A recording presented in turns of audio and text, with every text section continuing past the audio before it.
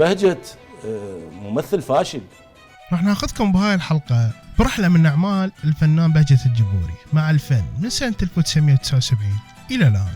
وليش بهجة الجبوري تم اعتباره خائن للوطن؟ يحكي علي لأنه أنا فتحت جروح للعراقيين على مأساتهم، وصار أكثر ممثل عراقي مكروه. وليش تحارب من قبل الممثلين والمنتجين العراقيين؟ وليش قال عليه سامي قفطان أنه هو ممثل فاشل؟ بهجة الجبوري من الفنانين اللي ظهروا في بداية السينما والدراما العراقية. بدأ مسيرته في مسرح الثانوية في قضاء الشطرة في مدينة الناصرية، رغم أنه تخرج من معهد الفنون الجميلة ببغداد سنة 1969. رجع على مدينة الناصرية واشتغل في النشاط الفني لتربية ذكار، وبعدها رجع لبغداد، وهناك كان أول عمل إلى اللي هو مسلسل الحياة حلوة من وجهة نظر امرأة سنة 1978 من تأليف عبد الوهاب الدايني. من اللي دا يروح ودا يرجع للمزرعة، دا يفتش هنا وهناك قابلان. كذلك رجع في سنة 1979 مثل في فيلم يوم آخر، فيلم تراجيدي تدور أحداثه في الفترة ما قبل الثورة 1958، وتظهر المشاهد الصراع بين الفلاحين والإقطاعيين، وكل ما تخلل ذيك الفترة من مشاكل أدت إلى اندلاع الثورة. من وجهة نظر الفيلم، أدى بهجة الجبوري في هذا الفيلم دور رشيد، شيخ قبيلة بدوية. يظهر لنا المشهد انه هو عند الكيولية او الغجر، ويتم اغتياله، وبعدها تبدي احداث الفيلم من تأليف صباح عطوان وصاحب حداد. كذلك شاركوا بالعمل راسم الجميلي وطالب الفراتي وناهد الرماح وقائد النعماني، اذا انا قلتهم صح. شيخ رشيد، شيخ رشيد، شيخ رشيد، الكركية اليوم هاجة. فاطمة طلعت للصيد هي وسليم، بس عندنا غير كركية. تفضل شيخ رشيد، تفضل، كل شيء يجرى على هواك. يلا يلا. يرجع بسنة 1980 ويشارك بمسلسل أبو البلاوي، حيث يكتشف أبو البلاوي بالصدفة شخص يشبه اسمه أبو فارس، فيقرر أبو البلاوي استغلال السالفة ويتسبب بمصايب ومشاكل كبيرة شبيهة أبو فارس. ويجي الضابط اللي يؤدي دوره بهجة الجبوري ويحقق بالموضوع، ويكتشف انه اكو خطأ، وانه هاي الجرائم مو معقولة متسبب بيها رجال مثل أبو فارس، إلى أن يكتشف الموضوع. المسلسل من تمثيل وتأليف خليل الرفاعي ومن إخراج محمد يوسف الجنابي. عدد الحلقات 16 ومدة الحلقة 30 دقيقة. يرجع ويفاجئنا بدور ضابط مصري في فيلم مطاوع وبهية سنة 1982، وهو فيلم تراجيدي مصري عراقي تدور أحداثه حول رجل من قرية في الصعيد يستشهد ابنه في حرب أكتوبر، فيطلب مقابلة الرئيس حتى يكشف له أسرار كان يعرفها ابنه. وهنا كانت أول خطوة للأستاذ بهجة الجبوري في مصر. انت لازم تيجي معنا دلوقتي وحتعرف كل حاجة. الله، مش هفهم الأول اللي بيحصل ده ليه، وبعدين هاجي معاكم. دي أوامر يا شيخ. طيب ادوني فرصة أغير هدوم. انت ايه حكايتك بالظبط؟ قلت لك ما عندناش وقت، يعني ما عندناش وقت. بعدين نبعت لك حد يجيب لك اللي انت عايزه. رغم انه ممثل موهوب ودائما ما كان يشتغل على نفسه، لكن توقفت اعماله بعد هذا العمل في الثمانينات، عكس ممثلين جيله مثل سامي قفطان وقاسم الملاك وقائد النعماني اللي اعمالهم استمرت خلال الثمانينات، وبدا نجمهم يلمع. ناطفه نجم بطلنا واختفى. بعدها يرجع بدور عاصي سايق كيا راسم شيب من الضيم وكاره حياته وما يحب حتى ابنه، ويحاول يضحك على مرتب الورث وياخذ كم فلس. المسلسل اسمه الأمان الضالة، نزل سنة 1989، وهنا تدور أحداث المسلسل حول 3 أخوات تركلهن أبوهن ورث كبير، عمارة وبيوت وجراج، وتدور أحداث المسلسل حول الطمع ومشاكل الأخوات وأزواجهن وأبنائهن مع الورث. كلش يبدع بهجة الجبوري بهذا المسلسل، وطغى حضوره على الممثلين اللي وياه. المسلسل جدا حلو ونجح بوقته. إذا تحبون أسوي لكم ملخص عن المسلسل اكتبوا لي. دكتور، احنا اذا سلمناها لجنة التصفية وبعتها بالمزاد انت كل شيء ما تربح، بس اذا بالمراضى منها سنتفق على السعر المكتوب والسعر الشفوي.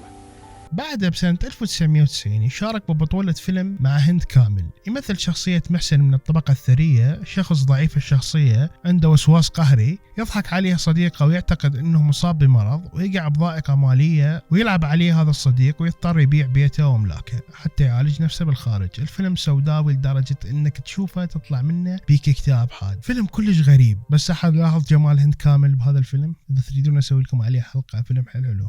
الفيلم اسمه في ليلة سفر. شو وقت دخلت على الشقة؟ لو يا دكتور ما هي شيء، اكو شيء بيه.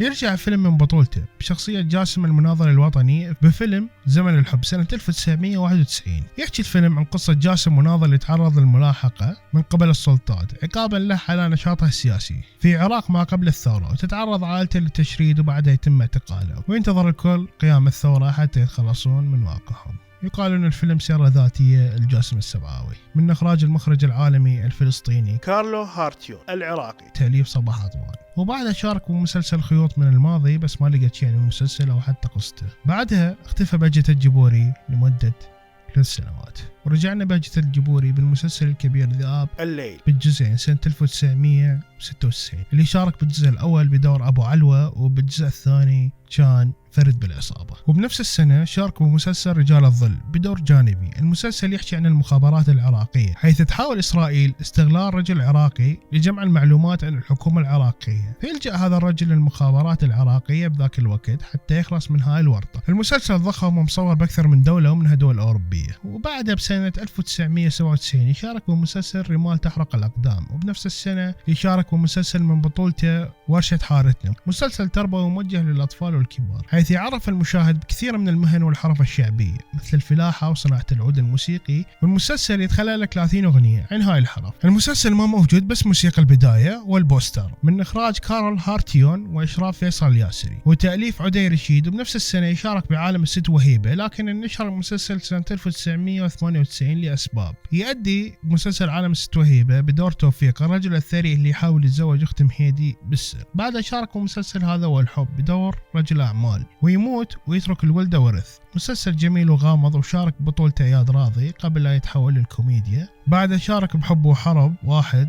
كضيف سنة 2003، وشارك بمسلسل بيوت أهلنا سنة 2005. بعدها تعرض لوعكة صحية واضطر يسافر ويترك العراق. بعد العلاج يرجع سنة 2010 يشارك مسلسل السيدة من إخراج سامي قفطان، ورجل وقضية سنة 2011. زين ليش يعتبروه خاين للوطن؟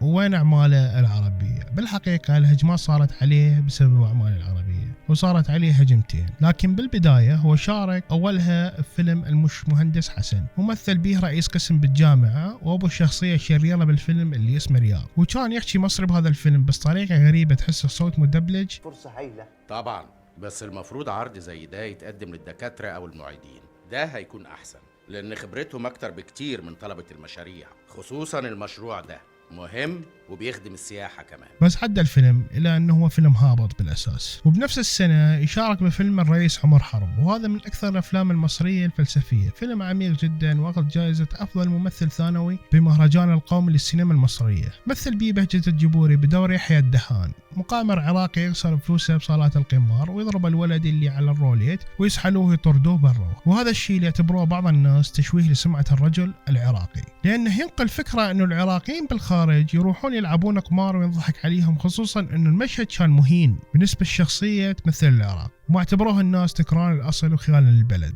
كذلك هو أنه كان يحكي مصري بالمقابلة اللي بعد نصوروا آخر مشهد بالفيلم، وهذا الشيء نقل مفهوم خاطئ انه باع بلده على مود ادوار بافلام مصريه وعربيه بعد هذا الفيلم. انا اشوف انه هذا الشيء عادي، خصوصا انت كممثل لازم تمثل كل الادوار، خصوصا انه كان قدامه النجم المصري هاني سلامه اللي هو بالاساس بطل الفيلم وانضرب على راسه بالقندره. اما الهجمه الثانيه وهي الاشرس لما مثل في مسلسل فرقه ناجي عطله سنه 2012، اعتبروه البعض انه نقل صوره سلبيه عن العراق بذيك الفتره، خصوصا انه حكى بكثير مواضيع عن السياسيين والسرقه وانعدام الامان وغير قضايا، خصوصا انه لمح الى النظام السابق بهاي المسلسله. الوضع قبل الاحتلال كان احسن ولا دلوقتي احسن؟ اجاوب اني لو عندكم وجهة نظر؟ جاوب انت سعد، جاوب. استاذ ناجي، الجواب الاول استاذ ناجي، قبل الاحتلال كنا عايشين بامان واستقرار، خدمات عامة حقيقية، يعني كانت اكو دولة، اكو حياة. واعتقد انه هاي كان سبب الهجمه الكبيره خصوصا من السياسيين. كذلك هو ما حكى باي شيء ايجابي، خصوصا انه هالمره كان يمثل الجانب العراقي بهذا المسلسل وتمت مهاجمته بشكل مخيف، ومره له يعتبر خاين للبلد. حتى هو طلع بمقابله على قناه الحره وانفجر وقاعد يحكي يقول حاسب السياسيين اللي ينشرون قضايا الفساد اللي يطلعون بالفضائيات ويحكون على وضع البلد، وهذا جزء من المقابله. عليش هالسذاجه هاي؟ عليش هالسذاجه؟ ما انطرح بالمسلسل موجود بالواقع كله ولغايه هذا اليوم. طيب انت هسه طيب استاذ الاخبار مهجد، اللي طلعت هسه قبل التفجيرات وكذا وكذا وكذا والمعارك وما اعرف مو موجوده اللي هسه، ما طرح المسلسل مسائل خارجيه او زياده عن ما هو. اما عن محاربه الممثلين والمخرجين له، انه كل عمل يترشح له يبلغون طاقم العمل انه هو عنده وعكه صحيه وانه هو مصاب بجلطه، مع انه هواي ممثلين يعتبروه انه هو عملاق بالتمثيل. بس طلع قبل سنه وانفجر بهجة الجبوري ونزل فيديو يحكي بيه على هذا الموضوع انه شلون كانوا يحاربوه. بس شنو السبب؟ السبب انه بهجة الجبوري اعلى ممثل عراقي اجر، يعني اجوره تختلف عن اي ممثل عراقي، فاخذ عن مسلسل ناجي عطله 5 مليون جنيه تقريبا 800,000 دولار على 5 حلقات مثلهن. بالمقابل حكي سنان العزاوي اللي يقول انه اخذ بطولة مسلسل 30 حلقة اخذ اجر 5000 دولار، وهذا الفرق بين الاجور يخلي اي شخص يشعر بالغيرة والحسد والظلم. اما سامي قفطان فهو قال عليه ممثل فاشل كمدح، فباعتقاد سامي قفطان ان الممثل الفاشل هو الممثل الناجح، لان الممثل الفاشل هو ما يمثل، انما هي هاي شخصيته الحقيقية بالمسلسلات. حاليا استاذ بهجة الجبوري حصل لجوء بامريكا وعايش بولاية ميشيغان، وهنا تنتهي قصتنا وشكرا. فيلم الرئيس من انتاج 1976 من اكثر الافلام العراقية اللي خربط لي اعدادات دماغي. اذا حاب تشوفه اضغط على هذا الرابط.